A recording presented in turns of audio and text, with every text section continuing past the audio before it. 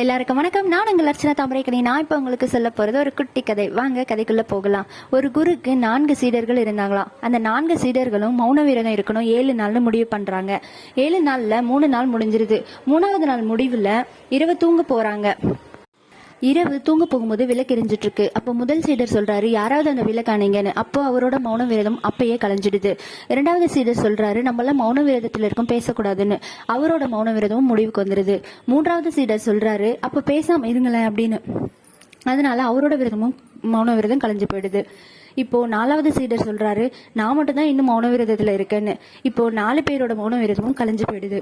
இதுக்கு காரணம் என்னன்னா, முதல் சீடர் விளக்கு அணைங்க யாராவதுன்னு சொல்றதுக்கு பதிலாக அவரே போய் அந்த விளக்கு அணைச்சிட்டு படுத்திருந்திருக்கலாம். அப்போ யாரோட மௌன விரதமும் கிட்ட போயிருக்காது.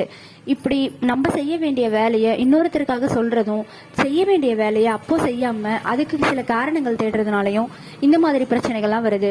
இந்த கதை உங்களுக்கு பிடிச்சிருந்தா நம்ம ஏடிஎஸ் ஹாப்பி வேர்ல்ட் சேனலை சப்ஸ்கிரைப்